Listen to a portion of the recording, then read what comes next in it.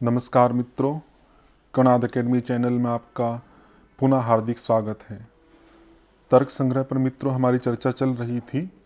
कुछ विषयों के प्रश्नों का हमने विस्तार से अध्ययन किया। आगे के जो प्रश्न हैं उन पे विचार प्रारंभ करते हैं। यहाँ तक हम काफ़ी सारे विषय पूरे कर चुके हैं, तो जो विद्यार्थी पहली बार इस वीडियो को देख रहे हैं तो पहले के सांख्य के, वेदांत के कई विषयों से संबंधित प्रश्नों पर हम चर्चा कर चुके हैं, तो उनको भी आप देख सकते हैं एकेडमी के चैनल पे। उनका लिंक भी आपका नीचे दिया हुआ है डिस्क्रिप्शन में, वहाँ से आप उनको देख सकते हैं। तो प्रश्न प्रारंभ करते हैं कि वह्निः अनुष्णः इति स्थले हेत्वाभासो वर्तते, कि वह्नि अनुष्णः इस स्थल पर कौन सा हेत्वाभास है ये आपको बताना है। हमें पता है कि तर्क संग्रह और तर्क भाषा इन दोनों के अंदर 5 हेत्वाभासों की चर्चा की गई है। हमने पहले भी देखा था उनका नाम। तो विरुद्ध है आपका एक हेत्वाभास, हाँ, बाधित है, एक असिद्ध है, असिद्ध के भी कई सारे भेद हैं, वहाँ पे 3 भेद हैं आपके। बाधित हो गया, फिर सव्यभिचार है आपका, और इसी प्रकार से सत प्रतिपक्ष है। ये सब उदाहरण हैं आपके, जो सब ये हेत्वाभास है 5 जो आपके दिए गए हैं। तो इसमें से वह्नि अनुष्ण है, ये हेत्वाभास आपको बताना है। तो ये बाधित हेत्वाभास है। बाधित का अभिप्राय होता है आपका कि जहाँ पर उस विषय को किसी दूसरे के द्वारा बाध लिया जाता है उसको बाधित कहते हैं आपका। परिभाषा आती है वहाँ पे, यस्य साध्याभावः प्रमाणांतरेण पक्षे निश्चितः स बाधितः। परिभाषा भी आ जाती है, जिसके साध्य का अभाव, जैसे वह्नि अनुष्णः में साध्य क्या आपका अनुष्णत्व, और उसका साध्य का अभाव क्या होगा उष्णत्व। इसका जो उष्णत्व है वो दूसरे प्रमाणों से निश्चित है। और वो कौन सा प्रमाण है इस प्रसंग में? प्रत्यक्ष प्रमाण है। प्रत्यक्ष प्रमाण से हमें पता है कि जो वह्नि होती है वो उष्ण होती है, अनुष्ण नहीं होती। तो प्रत्यक्ष प्रमाण के द्वारा बाधित होने के कारण ये आपका हेतु न होके हेत्वाभास कहलाएगा। तो बाधित हेत्वाभास, यस्य साध्याभावः प्रमाणांतरेण पक्षे निश्चितः स बाधितः। वह्नि अनुष्णः द्रव्यत्वात् इत्यादि आपके पाठ आते हैं इसमें। बाकी के उदाहरण जैसे जैसा प्रसंग आएगा वैसा वैसा हम देख लेंगे। परार्थानुमाने अवयवा भवन्ति, कि 2 प्रकार के अनुमान होते हैं आपके। एक स्वार्थानुमान होता है जो स्वयं के ज्ञान के लिए प्रयोग किया जाता है। एक आपका परार्थानुमान होता है कि स्वयं उस विषय का ज्ञान करके जब अन्य व्यक्ति को आप ज्ञान कराना चाहते हो तब उस परार्थानुमान का प्रयोग किया जाता है। तो उस परार्थानुमान में कितने अवयव होते हैं? 5 अवयवाः सन्ति, 5 अवयव होते हैं। सीक्वेंस वाइज रखिएगा। प्रतिज्ञा, हेतु, उदाहरण, उपनय और निगमन, ये 5 आपके अवयव होते हैं। इन 5 को आपको अवश्य याद रखना चाहिए, परीक्षा के अंदर आपके पूछे जा सकते हैं। इनके अलग अलग पार्ट भी कर सकते हैं, जैसे धुएं और अग्नि वाला जो पार्ट है उसमें रखें तो पर्वतो वह्निमान ये आपकी प्रतिज्ञा हो जाएगी। धूमवत्तात् ये हेतु हो जाएगा। यो यो धूमवान स स वह्निमान यथा महानसम, इस व्याप्तिपूर्वक जो उदाहरण है सपक्ष का, ये उदाहरण आ जाएगा। उपनय में आपका तथा च अयम, उपनय और निगमन के अंदर काफ़ी कुछ गलतियां हो जाती है। तो उपनय मतलब तथा च अयम, और निगमन होता तस्मात् तथा। ठीक है, ये वाक्य भी पूछ सकते हैं कि तस्मात् तथा ये क्या है पंचावय वाक्यों में, या तथा च अयम ये क्या है पंचावय वाक्यों में। ये आपको सब सीक्वेंस वाइज याद रखने चाहिए। प्रमाकरणम प्रमाणम इति कस्य लक्षणम, ये प्रमाकरणम जो प्रमाण है ये किसका लक्षण है? तो सीधा सीधा पाठ प्रमाणस्य, प्रमाण का ही लक्षण है आपका, क्योंकि स्पष्ट लिखा आपका कि प्रमाकरणम प्रमाणम, कि प्रमा का जो करण है, प्रमा होती यथार्थानुभव। प्रमा यथार्थ जो अनुभव है उसको प्रमा कहते हैं। उस यथार्थ अनुभव का जो करण है, साधन है, उस साधन को प्रमाण कहते हैं। तो ये प्रमाण का ही लक्षण है। गौः अश्वः पुरुषो हस्तीति कस्मात् हेतोः न प्रमाणम, ये किस हेतु से प्रमाण नहीं है? तो ये आपके वाक्य के प्रसंग से आया शब्द प्रमाण के रूप में। वहाँ पे कहते हैं कि जो वाक्य तभी आपका उपयुक्त माना जाता है जब उसमें आकांक्षा, योग्यता और सन्निधि ये 3 प्रकार की विशेषताएं होंगी तभी वो वाक्य आपका माना जाता है। यदि इनका अभाव होगा, आकांक्षा का अभाव है, योग्यता का अभाव है, सन्निधि का अभाव है, तो ऐसा पद का समूह वाक्य नहीं कहलाएगा। केवल पद के समूह होने मात्र से वाक्य न कह के इन सब के सहित यदि पद का समूह है तभी वो वाक्य कहलाएगा। तो जैसे गौः, अश्वः, पुरुषः, हस्ती, इसमें आकांक्षा का अभाव है, क्योंकि गौः कहने से कोई आकांक्षा नहीं है, अश्व कहने से मतलब पद का समूह तो है लेकिन पदों की परस्पर जो एक आकांक्षा है वो नहीं है। तो आकांक्षा विरहात, कि आकांक्षा का विरह होने से ये आपका वाक्य या प्रमाण नहीं कहलाएगा। फिर आपका सन्निधि भी आता है, योग्यता, योग्यता का काफ़ी प्रसिद्ध उदाहरण आपका अग्निना सिंचति या अग्निना सिंचेत, ये प्रसिद्ध उदाहरण है और काफ़ी बार आपकी परीक्षा में पूछा जाता है। तो यहाँ पे योग्यता का अभाव होने से वाक्य नहीं मानते। और सन्निधि होता है समीपता, कि उच्चारण की दृष्टि से एक आपकी समीपता होनी चाहिए। यदि उच्चारण में समीपता नहीं है, प्रहर प्रहर में आप एक एक शब्द का उच्चारण कर रहे हो, जैसे गाम इस प्रहर में कहा, अगले प्रहर में आपने आनय कहा, तो यहाँ पर वो वाक्य नहीं कहलाएगा क्योंकि वहाँ पे सन्निधि का, समीपता का अभाव होगा। तो यहाँ पे गौ अश्व वाले में आपका सी ऑप्शन हो जाएगा। कहा कि पर्वतो वह्निमान प्रमेयत्वात् इत्यत्र दोषो वर्तते। अच्छा प्रश्न है, थोड़ा कठिन है। जो हेत्वाभास है आपके अलग अलग, उसमें एक हेत्वाभास आपका सव्यभिचार, जिसको अनैकांतिक हेत्वाभास भी बोलते हैं, उसके 3 भेद आपके हैं। अगर तर्क भाषा के तर्क संग्रह के अनुसार लो और तर्क भाषा के अनुसार 2, तो साधारण, असाधारण, और यदि तर्क संग्रह का जोड़ेंगे तो अनुपसंहारी। ये 3 भेद है, मोस्ट इंपोर्टेंट है।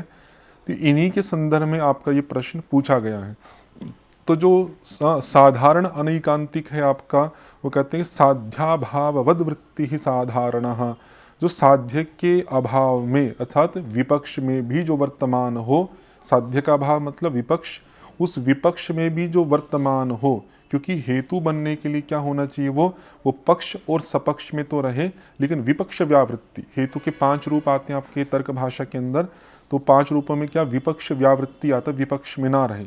लेकिन ये हेत्वाभास क्यों है, क्योंकि ये साध्य का अभाव जो विपक्ष है उस विपक्ष में भी इसकी वर्तमानता है, इसको बोलते हैं साधारण। वही पार्ट यहाँ पे पूछा था कि पर्वतो वह्निमान प्रमेयत्वात्, ये प्रमेयत्व जो पार्ट है आपका, ये जो विपक्ष है महाहृद इत्यादि, उसके अंदर भी वर्तमान है, इसलिए इसको हेत्वाभास कहेंगे। तो ए ऑप्शन हो गया आपका। बाकी अन्य अगर असाधारण आप देखो तो सर्व सपक्ष विपक्ष व्यावृत्तः पक्ष मात्र वृत्ति ही असाधारण है, कि जो केवल पक्ष मात्र में रहता है, लेकिन होना क्या चाहिए, पक्ष में भी रहे और सपक्ष में भी रहे, विपक्ष में ना रहे, लेकिन ये केवल पक्ष मात्र वृत्ति है, पक्ष सपक्ष और विपक्ष से व्यावृत्ति है इसकी, इसलिए हेत्वाभास असाधारण बनता है। और अनुपसंहारी होता है जहाँ पे अन्वय और व्यतिरेक दोनों ही प्रकार के दृष्टांत नहीं बन पाते, अन्वय व्यतिरेक दृष्टांत रहित तो अनुपसंहारी, न तो अन्वय दृष्टांत बनता है न व्यतिरेक। तो ये मैंने आपको लक्षण बताए हैं, आगे आपको ध्यान रहने चाहिए, परीक्षा में काम आएंगे। ये फर्स्ट ऑप्शन आपका हो जाएगा यहाँ पे। तर्क संग्रह दिशा परिमाणम कतिविधम, ये पहले भी आ चुका है। तर्क संग्रह हो या तर्क भाषा हो, वे 4 प्रमाण स्वीकार करते हैं, प्रत्यक्ष, अनुमान, उपमान और शब्द।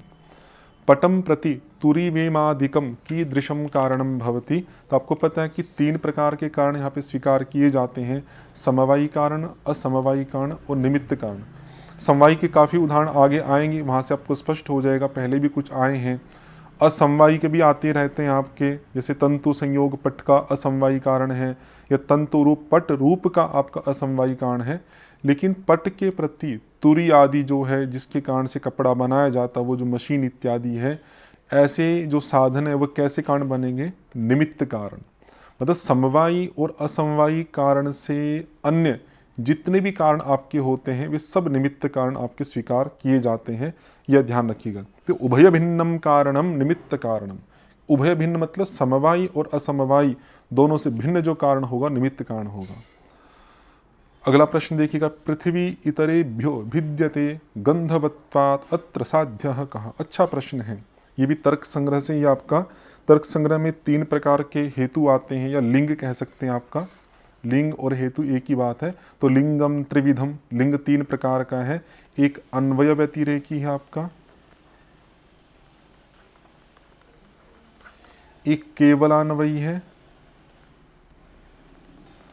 एक केवल व्यतिरेकी है। ये 3 प्रकार के लिंग आपके शास्त्र में दिए गए हैं। तो उसी के ही संदर्भ से ये प्रश्न आपका आया है। और ये जो पाठ है आपका, ये केवल व्यतिरेकी का उदाहरण है कि पृथ्वी इतरेभ्यो भिद्यते गंधवत्वात्, ऐसा आपका वहाँ देते हैं। तो इसमें साध्य या पक्ष या हेतु क्या है? हेतु तो आपको स्पष्ट पता लग रहा है कि गंधवत्वात् ये हेतु हो गया, क्योंकि 3 चीज़ें मुख्य होती हैं, साध्य, पक्ष और हेतु। और पृथ्वी ये पक्ष है, ये ध्यान रखिएगा, पृथ्वी पक्ष है कि पृथ्वी जो है वो इतर भिन्न है। यहाँ पे अगर साध्य हम देखें तो इतर भिन्न या इतर भेदा, ये आपका साध्य है। हमें पता है कि केवल व्यतिरेकी में केवल व्यतिरेक व्याप्ति बनती। 2 प्रकार की व्याप्ति होती है, अन्वय व्याप्ति और व्यतिरेक व्याप्ति।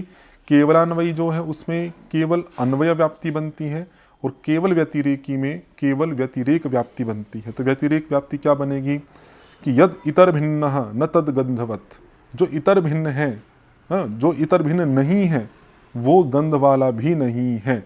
ऐसा करके आपका व्यतिरेक, तद अभाव, इसका अभाव होने से उसका भी अभाव हो जाएगा।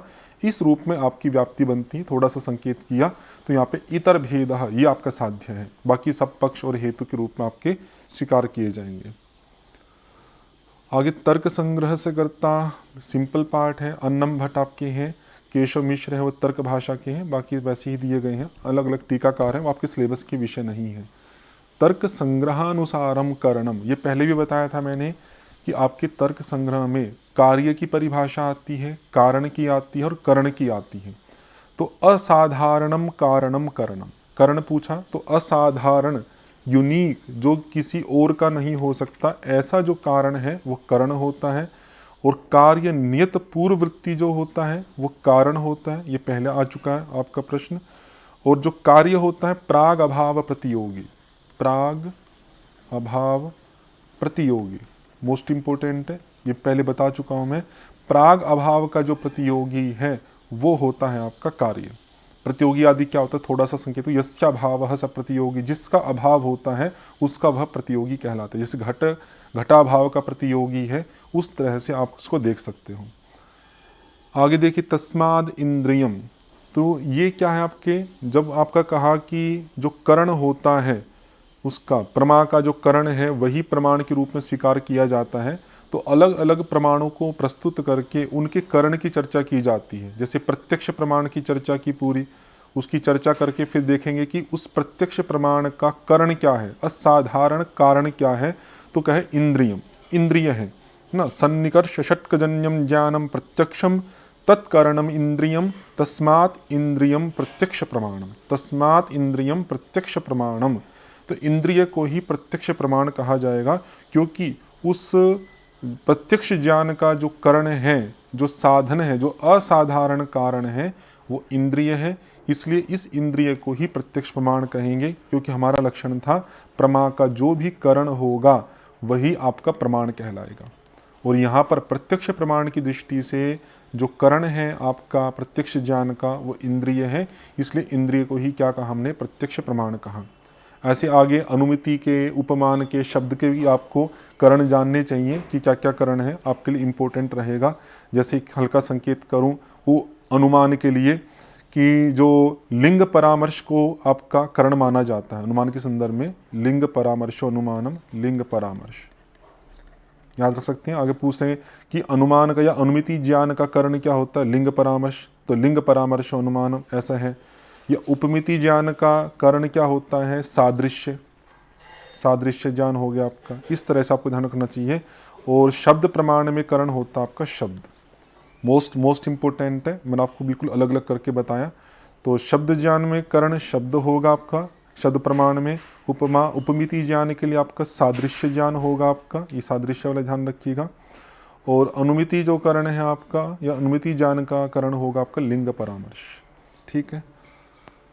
तर्क संग्रहानुसारम अभाव, तर्क संग्रह के अनुसार अभाव के कितने प्रकार है, चतुर्विधा। प्राग अभाव, ये पहले भी मैं बता चुका हूँ शायद, प्राग अभाव, प्रध्वंसा भाव, अत्यंता भाव और अन्योन्या भाव। इसके लक्षण भी आ जाते हैं, आपको लक्षण भी याद रखनी चाहिए, अभी तो मैं नहीं बता रहा हूँ आपको, जैसे जैसे आएगा वैसे ध्यान रखिएगा। बाकी नाम आपके हैं प्राग अभाव, प्रध्वंसा भाव, अत्यंता भाव और अन्योन्या भाव, ये 4 प्रकार के अभाव वहाँ पर बताए गए हैं। आगे देखिए, वह्नि व्याप्य धूमवान अयम पर्वतः इति ज्ञानम, ये ज्ञान क्या है? ये अनुमान के प्रसंग में है। अनुमान में जब बोलते हैं लिंग परामर्श अनुमानम, तो परामर्श को डिफाइन किया पहले उन्होंने, व्याप्ति विशिष्ट पक्ष धर्मता ज्ञानम परामर्श, व्याप्ति विशिष्ट पक्ष धर्मता ज्ञानम, कि व्याप्ति से विशिष्ट हेतु का पक्ष में होने का जो ज्ञान है या पक्ष धर्मता का जो ज्ञान है, लेकिन वो पक्ष धर्मता या हेतु का पक्ष में होना कैसा होना चाहिए? व्याप्ति पूर्वक होना चाहिए, उसी को परामर्श कहते हैं। तो उसी परामर्श का अर्थबोध यहाँ पे दिखाया है, वह्नि व्याप्य धूमवान अयम पर्वतः, कि ये जो पर्वत है वो कैसा है? वह्नि से व्याप्य धूम वाला है आपका। ठीक है जी, तो ये अर्थबोध किसका है? परामर्श का है, तो परामर्श है। ऐसे अन्य अन्य पार्ट भी आपको ध्यान रखना चाहिए। पक्ष धर्मता क्या है? व्याप्यस्य पर्वतादिवृत्तित्वम पक्ष धर्मता इत्यादि इत्यादि आपके लक्षण है, वो आपको एक बार देख लेने चाहिए। ऊपर भी दिया था आपका तर्क संग्रहानुसारम आत्मा, अच्छा ऊपर और भी दिया है तर्क संग्रहानुसारम द्रव्याणि, ये पहले भी आ चुका है। 9 द्रव्य हैं आपके, पृथ्वी अब तेज वायु आकाश आदि काल अधिक आत्मा मनांसी आदि। और तर्क संग्रहानुसारम आत्मा क्या है आपका? ये भी अच्छा है। एक तो आत्मा की डेफिनेशन क्या दी? ज्ञानाधिकरणम आत्मा, ज्ञान का जो अधिकरण है, ज्ञान का जो आधार है, उसको आत्मा कहेंगे। फिर आत्मा के 2 भेद आप पे बताए, जीवात्मा और परमात्मा, ये 2 हो गए आपके। फिर उनकी अलग अलग क्वालिटीज़ बताते हैं। परमात्मा तो एक है, सर्वज्ञ है, ईश्वर है, इत्यादि इत्यादि। लेकिन जीव का प्रति शरीरम भिन्न विभु नित्यश्च, वो प्रति शरीर, शरीर शरीर के प्रति भिन्न है, मतलब अनेक आत्माएं हैं। और विभु है, जो पार्ट यहाँ पे दिया हुआ विभु। हमारे मन में क्या रहता है कि आत्मा अणु है, लेकिन एक देह परिमाणवाद का एक सिद्धांत चलता है कि आत्मा जिस शरीर में रहता है उस पूरे शरीर में व्याप्त रहेगा। चींटी के शरीर में है तो चींटी के आकार वाला, हाथी के शरीर में तो हाथी। तो जिस विभु का अभिप्राय ये नहीं कि पूरे ब्रह्मांड में है, लेकिन जिस शरीर में रहता है उस शरीर में वो व्याप्त है, विभु है। तो विभु परिमाण वाला मोस्ट इंपोर्टेंट है, याद रखिएगा। फिर वह्नि व्याप्य हमने देख लिया था। आगे देखिए, तर्क संग्रहानुसारम मन, तो ऊपर आत्मा के लिए पूछा, अब मन के लिए पूछ लिया आपका। तो मन परमाणु है, मन विभु नहीं है। तो सुखाद्य उपलब्धि साधनम इंद्रियम मनः, सुख दुख इत्यादि जो उपलब्धियां होती हैं, जो अनुभव होते हैं, उनका जो साधन है, जिसके द्वारा आप उन सुख दुख का अनुभव कर पाते हो, उसको मन कहा जाता है। तो मन को क्या है? प्रत्यात्मनियतत्वात्, जितने जितने आपके व्यक्तियां हैं उतने ही मन होंगे, मतलब अनंत होगा, परमाणु रूप होगा। जो आपका ऑप्शन है परमाणु रूप होगा और नित्य होगा। तो आत्मा पूछे तो विभु है, और मन आदि पूछते हैं तो परमाणु है। उष्ण स्पर्शवत्वम तेजः, उष्ण स्पर्श वाला तेज है। शीतल स्पर्श पूछे तो जल है, अप हो जाएगा। और रूप रहित स्पर्श पूछे तो आपका वायु हो जाएगा। तो स्पर्श की दृष्टि से 3 लक्षण आते हैं, उष्ण स्पर्श अग्नि, शीतल स्पर्श जल, और रूप रहित स्पर्श आपका वायु। तर्क संग्रहानुसारम गंधः कतिविधः, गंध कितने प्रकार की होती है आपकी? तो गंध आप देखेंगे 2 प्रकार की वहाँ पे बताई जाती है कि सुरभि असुरभिश्च। एक तो सुगंध वाली, मतलब जिसको सुरभि कहेंगे, अच्छी गंध, और एक जो बेकार वाली गंध होती है उसको हम असुर भी कहेंगे। तो 2 प्रकार की गंध आपकी वहाँ पर बताई गई है। और वे दोनों ही गंध किस तत्व में रहती है? क्योंकि गंध आपका गुण पृथ्वी का है, तो दोनों ही गंध आपकी पृथ्वी मात्र वृत्ति, पृथ्वी मात्र में रहेंगी। युग्मानाम समीचीन तालिकाम चिनुता, ये आपका षोडा सन्निकर्ष से आपका पूछा गया है कि जो 6 प्रकार के लौकिक सन्निकर्ष बताए हैं उनके संदर्भ में ये प्रश्न है। तो 6 के 6 सन्निकर्ष मैं आपको रख देता हूँ। एक तो हो गया, यहीं पे लिख देता हूँ मैं, चल ऐसे कर देता हूँ। एक तो होगा संयोग, ठीक है। फिर आपका संयुक्त समवाय, शॉर्ट में लिख देता हूँ संयुक्त समवाय। फिर संयुक्त समवेत समवाय, गलत लिखा, संयुक्त, फिर संयुक्त समवेत समवाय, फिर समवाय, फिर समवेत समवाय, और विशेषण विशेष्य भाव। ठीक, आप पूरा लिख लीजिएगा। तो संयोग में आपका क्या होता है, घट होता है। संयुक्त समवाय में आपका घट का रूप होता है। फिर रूपत्व जो आ जाएगा आपका घट रूपत्व, वो आपका संयुक्त समवेत समवाय में आ जाएगा रूपत्व। और समवाय के अंदर आपका शब्द आ जाएगा, समवेत में शब्दत्व आ जाएगा, और विशेषण विशेष्य भाव में आपका अभाव आ जाएगा।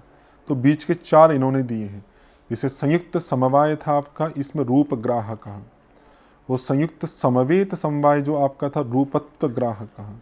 समवाय में आपका शब्द ग्राह का, और समवेत समवाय में आपका शब्दत्व। इंपॉर्टेंट पार्ट है, याद रखिएगा। तर्क संग्रहानुसारम लिंगम, अभी ऊपर हमने बताया था लिंगम त्रिविधम। जो लिंग है, हेतु है, 3 प्रकार का होता है, केवलान्वयी, केवल व्यतिरेकी और अन्वय व्यतिरेकी। गंधम प्रति पृथ्वी भवती, गंध के प्रति पृथ्वी क्या होती है आपकी। तो गंध क्या है, एक गुण है, और पृथ्वी क्या है, गुणी है। और हमें पता है कि गुण और गुणी में क्या संबंध होता है आपका, समवायी संबंध होता है, समवायी कारणम।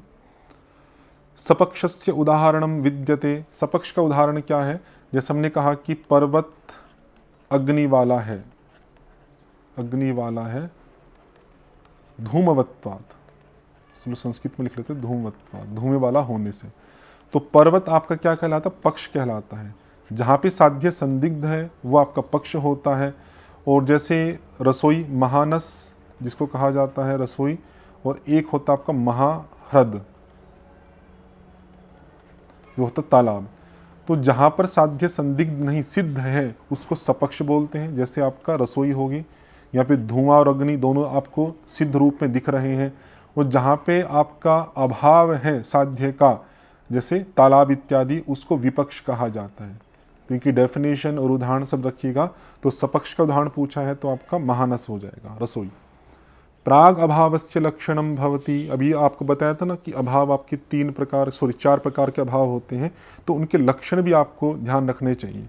जैसे प्राग अभाव का लक्षण है आपका अनादि ही शांतः प्राग अभावः, कि जिसका कोई आदि तो नहीं है लेकिन अंत है, उसको प्राग अभाव बोलते हैं। जैसे उत्पत्तेः पूर्वम कार्यस्य, उत्पत्तेः पूर्वम, उत्पत्ति से पूर्व जो कार्य है आपका उसका प्राग अभाव है। देखिए जैसे उत्पत्ति हो जाएगी उसका अभाव समाप्त हो जाएगा। और जो साधी और अनंत होता है वो प्रध्वंसा भाव, प्रध्वंसा भाव कर लीजिए उसको। और जो आपका ये होता अत्यंता भाव, जो त्रैकालिक संसर्गावच्छिन्न प्रतियोगिता को अत्यंता भाव, जो तीनों कालों में जिसके संसर्ग का अभाव है। जैसे गधे के सींग, आकाश का फूल, बंध्य का पुत्र, जो विकल्प वृत्ति वाले पार्ट आपके आते हैं जिनका त्रैकालिक अभाव है, वो आपके अत्यंता भाव होंगे। वो जो तादात्म्य संबंधावच्छिन्न प्रतियोगिता का है कि जिसमें एक दूसरे का आत्म संबंध नहीं हो सकता, घट में पट का भाव है, पट में घट का भाव है, ये अन्योन्य भाव है।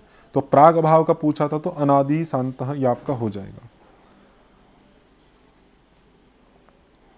तालिका मिलानी है आपको, सिंपल सा पार्ट है आपका। आप्तवाक्यम, आप्तः हो गया, अर्थाबाधः योग्यता होगी, अर्थ का बाध ना होना, लक्षण भी याद रखिएगा कि पूछ सकते हैं कि योग्यता क्या है या सन्निधि क्या है। तो अर्थ का बाध ना हो, जैसे अग्निना सिंचेत, या अग्नि एक अर्थ है, सिंचन एक दूसरा अर्थ है, लेकिन उस परस्पर में बाधा है, तो लेकिन बाध ना होना ही योग्यता है। पदानाम अविलंबेन उच्चारणम क्या है आपका, सन्निधि हो गया। और यथार्थ वक्ता क्या हो गया आपका, तो आप्तवाक्यम शब्द होगा, सॉरी आप्तवाक्यम आपका शब्द होगा, और यथार्थ वक्ता जो है वो आप्त होगा। ठीक है, आप्तवाक्यम प्रमाण हो गया तो शब्द प्रमाण, और यथार्थ का कहने वाला जो व्यक्ति होगा वो आप्त पुरुष हो जाएगा। इस प्रकार से आप मैचिंग कर लीजिएगा। इंद्रियार्थ सन्निकर्ष कतिविधा, ये पहले भी आ चुका है। षड्विधा है आपका, अभी बताया भी था मैंने। गुण गुणिनोह का संबंध है, ये भी आ चुका है। समवाय संबंध आपका। रजति इदम रजतम इति ज्ञानम वर्तते, तो 2 प्रकार के आपके अनुभव होते हैं। एक यथार्थ अनुभव जिसे प्रमा कहा जाता है, एक अयथार्थ अनुभव जिसे अप्रमा कहा जाता है। तो रजत को रजत जानना ये तो यथार्थ अनुभव है, तो प्रमा हो जाएगा। रजत में शुक्ति का ज्ञान करना अयथार्थ अनुभव है, तो उसको हम अप्रमा कहेंगे। दोनों ही प्रकार के प्रश्न आपके पूछे जाते हैं। तर्क आपका व्याप्यारोप व्यापकारोप तर्क हो जाएगा। 2 विरुद्ध ज्ञान का बने रहना संदेह है, मिथ्या जान लेना आपका भ्रम इत्यादि, ये सब आपको ध्यान रखने चाहिए। तंतूनाम पटम प्रति किम कारणम भवति, जो तंतु हैं धागे व पट के प्रति समवाय कारण। तंतु पट के प्रति समवायी कारण होते हैं, ये पहले भी है। अनुमानम नाम, अनुमान की क्या परिभाषा आपका, लिंग परामर्शो अनुमानम, ठीक है। व्याप्ति अलग है, साहचर्य नियमो व्याप्ति आता है। पक्ष आपका अलग है, हेतु अलग है। हेतु जिसको लिंग कहा था आपने वो हेतु कहलाता है। और पक्ष का है आपका जिस पे जो साध्य जहाँ पर संदिग्ध है उसको पक्ष कहा जाता है, इत्यादि इत्यादि पाठ आपको रखने चाहिए ध्यान। लक्षितस्य एतत् लक्षणम उपपद्यते न व इति विचारः, ये क्या होता, परीक्षा। तो तर्क भाषा के अंदर जब 16 पदार्थों का उल्लेख किया, उन पदार्थों का उल्लेख करने के बाद में आपका कहते हैं कि अब इनका हम उद्देश्य तो कर दिया है, अब इनका लक्षण और फिर उसका विचार करेंगे। तो इसमें 3 वर्ड हैं जो आपसे पूछे जाते हैं कि उद्देश्य क्या है, लक्षण क्या है और परीक्षा क्या है। उद्देश्य, लक्षण और परीक्षा। तो उद्देश्य तो हो गया आपका नाम मात्रेण वस्तु संकीर्तनम उद्देश्य, नाम मात्र से वस्तु का कथन कर देना उद्देश्य। जैसे 16 पदार्थ आपके प्रमाण, प्रमेय, संशय, प्रयोजन इत्यादि बोल दिए, तो ये उद्देश्य वाला पार्ट हो गया। लक्षण है आपका असाधारणम वचनम लक्षणम, मोस्ट इंपोर्टेंट है। असाधारण धर्म, एक ऐसे धर्म जो किसी और में ना मिले, असाधारण हो, ऐसे धर्मों का वचन करना लक्षण होगा। फिर आपका लक्षितस्य लक्षणम उपपद्यते नवा इति विचारः परीक्षा। ये 3 चीज़ों का प्रयोग वहाँ पर किया जाता है, यही आपका तर्क, उसका भाषा का विषय है। फिर तर्क संग्रहानुसार पदार्थ, तर्क संग्रह पदार्थ कितने हैं आपके, ये भी हम पढ़ चुके हैं। तो 7 पदार्थ, द्रव्य, गुण, कर्म, सामान्य, विषय, समवाय, अभाव, ये 7 आपके पदार्थ होते हैं। और तर्क संग्रहानुसारम विशेषाः, विशेषा क्या, नित्य द्रव्य वृत्तयो विशेषास्तु अनंता एव। ये जो पंक्ति है ना कई बार आपकी आती है, मैं लिख देता हूँ, देखो नित्य द्रव्य वृत्त तो लिखा है, विशेषाः विशेषास्तु अनंता। तो कई बार अनंत के बारे में पूछ लेते हैं, कभी इसके बारे में पूछ लेते हैं। तो जैसे विशेष क्या है, जो नित्य द्रव्यों में वर्तमान रहते हैं उनको विशेष कहा जाता है। और संख्या की दृष्टि से कितने होते हैं आपके, अनंत होते हैं, याद रखिएगा, आते रहते हैं प्रश्न। तर्क संग्रहानुसारम गुणाः, कितने, चतुर्विंशतिर्गुणाः, उन सबके नाम आप चाहे तो याद कर लीजिए, पूछ सकते हैं, आपके इंपॉर्टेंट पार्ट है। रूप रसगंध स्पर्श संख्या परिमाण पृथक्त्व संयोग विभाग परत्वापरत्व गुरुत्व द्रवत्व स्नेह शब्द बुद्धि सुख दुखेच्छा द्वेष प्रयत्न धर्मा धर्म संस्काराश्च चतुर्विंशतिर्गुणाः, ये 24 आपके गुण हैं। उत्क्षेपणम प्रकार, ये किसका है, कर्म का। जैसे आपके 7 जो पदार्थ आए उसमें एक पदार्थ था आपका कर्म। तो कर्म के आपके 5 प्रकार, अगर पूछे कि कर्म कितने प्रकार के होते हैं, 5 पंचकर्माणि, कौन कौन से, उनके नाम भी रख लीजिए। उत्क्षेपण, अपक्षेपण, आकुंचन, प्रसारण और गमन, ये 5 आपके होते हैं। इनके लक्षण भी थोड़े थोड़े ध्यान रख सकते हैं कि ऊर्ध्वदेश संयोग का जो हेतु है वो उत्क्षेपण है, ऊपर की ओर जाना। अधोदेश के संयोग का जो हेतु है वो अपक्षेपण है आपका।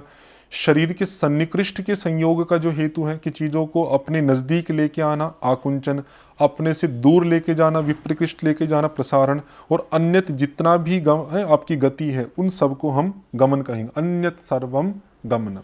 ये 5 है, 5 के लक्षण भी मैंने आपको बताए। गंधवत्तम लक्षणम, ये पहले आ चुका है, पृथ्वी का होता है गंधवत्व लक्षण। उपमिति करणम किम, ऊपर बताया था आपके अलग अलग करण। प्रत्यक्ष का करण भी आपका इंद्रिय था, उपमिति का करण था आपका सादृश्य ज्ञान था। और फिर आपका अनुमिति का जो करण था वो आपका लिंग परामर्श था। और उसका जो था आप शब्द प्रमाण का जो था आपका शब्द था। ऐसे अलग अलग के आपको करण फिर दोबारा डिवाइज कर दिए हैं। तो उपमिति का हो जाएगा आपका सादृश्य ज्ञान। तर्क संग्रहानुसारम शीत स्पर्शवत्तम कस्य लक्षणम, ये भी पहले बताया था। शीतल स्पर्श होता है जल का, उष्ण स्पर्श होता है तेज का, और रूप रहित स्पर्श होता है आपका वायु का। तर्क संग्रहानुसारम तैजस विषयः कतिविधः, तैजस मतलब अग्नि, अग्नि का जो विषय होता है वो कितने प्रकार का होता है, तो वो 4 प्रकार का होता है, चतुर्विधा। तो उनके नाम भी आप चाहे तो कर सकते हैं, कौन कौन से होते हैं आपका। तो एक होता आपका भौम, फिर दिव्य, औदर्य, और आकर्ज, ये 4 प्रकार का आपका होता है। भौम, दिव्य, औदर्य, उदर्य, जो भी कहना चाहें, और आकर्ज। भौम वाला तो हो गया वह्नि इत्यादि, जो आपको अग्नि दिखती है वो हो जाएगी आपकी। और दिव्य के अंदर अबिंधनम विद्युदादि, आपके जल का जो ईंधन है विद्युत इत्यादि वो दिव्य में आ जाएगा। जठराग्नि आपकी औदर्य में आ जाएगा। वो सुवर्ण आदि की जो अग्नि है आपकी वो आकरज में आ जाएगी। तो इनके उदाहरण भी आपको याद रखने चाहिए, काफ़ी इंपॉर्टेंट है। तो तेजसी इत्यादि जो होगा वो इसमें आ जाएगा। फिर आपका तर्क संग्रहानुसारम पृथिव्याम रूपम, पृथ्वी का जो रूप है आपका सप्तविधम, क्योंकि रूप के 7 भेद वहाँ पे बताए जाते हैं। शुक्ल, नील, पीत, रक्त, हरित, कपिश, चित्र भेदात सप्तविधम। और वे सातों के सातों रूप किस में रहते हैं आपकी पृथ्वी में। तत्र पृथिव्याम सप्तविधम। फिर आगे जो है आपके तेजस में, जल में, इनमें अलग अलग पार्ट है आपका। जैसे जल में आपका शुक्ल रहता है, लेकिन अभास्वर शुक्ल। शुक्ल भी कौन सा होता है, अभास्वर शुक्ल। ये है आपका तेज में, सॉरी जल में। और तेज के अंदर होता है आपका भास्वर शुक्ल। चमकदार जो आपका शुक्ल है वो आपका होता है तेज के अंदर। बाकी पृथ्वी की दृष्टि से देखो तो आपके सातों के सातों रहते हैं। ये तो रूप आपके 3 ही आपके पदार्थों में रहता है, पृथ्वी, जल और तेज, तीनों का पार्ट मैंने आपको बताया। शुक्तौ इदम रजतम इति जानम, ये पहले बताया था। यदि रजत को रजत जानते हैं तो प्रमा है, लेकिन शुक्ति को रजत जानते हैं तो अप्रमा है, क्योंकि ये अयथार्थ अनुभव है आपका। पंचावयव प्रयोग, ये पहले भी आ चुका है, परार्थानुमान में होता है। अधोलिखित युग्मानाम समीचीन तालिकाम चिनुत, ये समीचीन क्या है ये भी देखो। अर्थाबाधो योग्यता, ये आ गया आपका। गौहु अश्वः पुरुषो इति न प्रमाणम, तो थोड़ा सा कठिन कर दिया इन्होंने, वहाँ पे आता आपका न प्रमाणम। तो न प्रमाणम को इन्होंने क्या कर दिया, अप्रमाणम। लेकिन हेतु नहीं दिया इन्होंने, बस इतना ही लिख दिया। वैसे होना क्या चाहिए था आपका कि आकांक्षा विरहात, कि आकांक्षा आदि जो थी उसका विरह होने के कारण से इसको प्रमाण नहीं माना जाता है। तो लेकिन चलो जो भी लिखा है। प्रहरे प्रहरे उच्चरित पदानी, ये क्यों नहीं होते, सन्निधि अभाववंती। और अग्निना सिंचती, क्या आपका योग्यता का अभाव है इसमें। तो ये देखे, योग्यता को डिफाइन करें तो अर्थाबाध हो योग्यता, लेकिन अग्निना सिंचती ये वाक्य क्यों नहीं है, क्योंकि यहाँ पे योग्यता का अभाव है। योग्यता, और वाक्य वही होता है जहाँ पर योग्यता हो, सन्निधि हो, आकांक्षा हो, उसका अभाव वाला वाक्य नहीं माना जाता। तो इसी हिसाब से मैच कर लीजिएगा। अगला है उपमिति नाम। उपमिति क्या है, संज्ञा संजी संबंध ज्ञानम उपमिति। मोस्ट इंपोर्टेंट, संज्ञा और संजी। संज्ञा मतलब नाम, और जिस वस्तु का नाम किया जाता वो संजी हो गई। उन दोनों के संबंध का जो ज्ञान है उसको बोलते उपमिति। उपमिति हो गया। और उस उपमिति ज्ञान का जो करण है वो सादृश्य ज्ञान होता है, ये पहले बता चुका हूँ। उसको होता है सादृश्य ज्ञान, जैसे यह लिखा हुआ आपका। तो यहाँ पे उपमिति को ही डिफाइन करने के लिए कहा था। तो संज्ञा संजी संबंध ज्ञानम उपमिति। शाब्द ज्ञानम नाम वाक्यार्थ ज्ञानम, तो वहाँ पे आता है वाक्यार्थ ज्ञानम शाब्द ज्ञानम तत्करणम शब्दः, कि वाक्यार्थ ज्ञान मतलब उन शाब्द बोध को ही वाक्यार्थ ज्ञान कहा जाता है, और उसका जो करण है वो आपका शब्द होता है। मोस्ट इंपोर्टेंट है, याद रखिएगा। इंद्रिया सन्निकर्ष कतिविधा पहले आ चुका है। षड्विधा नित्य द्रव्य वृत्ति विशेषास्तु अनंता एव, ये भी पहले आ चुका है। पृथिव्याम कतिविधम रूपमस्ति, ये भी पहले आ चुका है। सप्तविधम, ये सब रिपीट हो रहे हैं आपके प्रश्न। फिर तर्क संग्रहानुसारम कति द्रव्याणी, ये भी पहले आ चुका है। 9 द्रव्य होते हैं आपकी पृथ्वी, अब जब तेज वायु आकाश काल अधिक आत्म मनांसी करके। वाक्यार्थ ज्ञाने हेतु अस्ति, वाक्यार्थ जो ज्ञान होता है तो वहाँ पे 3 पार्ट थे आपके, आकांक्षा, योग्यता और सन्निधि। तो उनमें से देखो सन्निधि आपका दिया हुआ है, तो वाक्यार्थ के ज्ञान में सन्निधि आपका हेतु है। बाकी ये सब आपके हेतु के रूप में स्वीकार नहीं किए जाते। ठीक है। द्रव्य गुण कर्म सामान्य विशेष समवाया भावाः सप्त पदार्थ, ये पदार्थ है, बहुत सामान्य प्रश्न है आपका। तर्क संग्रहानुसारम प्रमाणानि सन्ति, ये भी पहले आ चुका आपका। चत्वारि प्रमाणानि, 4 आपके प्रमाण होते हैं। प्रमा इति उच्यमाने अधोलिखितेषु कस्य निरसनम भवति, जब हम प्रमा ऐसा कहते हैं तो ऐसा कहने पर किसकी व्यावृत्ति होती है, कौन आपका हट जाता है। तो प्रमा मतलब जो 4 प्रकार का आपका प्रमा होता है, या हम कहें 4 प्रकार का आपका यथार्थानुभव होता है। एक प्रत्यक्ष प्रमाण वाला प्रत्यक्ष हो गया, उपमान प्रमाण वाला उपमिति हो गया, अनुमान प्रमाण वाला अनुमिति हो गया आपका, और जो प्रमा से जाना जाता है प्रमिति हो गया। ये शब्द वाला आपका शब्द हो गया। लेकिन स्मृति जो होता है ये नहीं आता है, क्योंकि अनुभव अलग होता है आपका और स्मृति अलग होती है। ठीक है, इंद्रियों से जो ज्ञान आप करते हैं वो अनुभव है आपका, वो ज्ञात विषयम ज्ञानम स्मृति, जाने हुए विषय का पुनः ज्ञान करना ये स्मृति है। और जो आपका प्रमा का प्रसंग चलता है वो अनुभव से रिलेटेड है, क्योंकि डेफिनेशन में ही आता है यथार्थानुभव प्रमा, अयथार्थानुभव अप्रमा। तो अनुभव को प्रमा के साथ रिलेटेड करते हैं, स्मृति को नहीं करते, इसलिए स्मृति आपका प्रमा के अंतर्गत नहीं आएगा। तो सी ऑप्शन आपका हो जाएगा। प्रमायाह करणम किम प्रमाणम, ये भी पहले आ चुका है। ठीक है, इतना ही रखते हैं इसके अंदर, बाकी का जो विषय है हम आगे कर लेंगे। ये चलो कर लेते हैं इसको भी, नहीं चलो बाद में करते हैं इसको, क्योंकि काफ़ी समय हो गया इस वीडियो में। तो अगला विषय फिर अगले में ही करेंगे। तो इसमें इतना ही रखते हैं। ओम शम।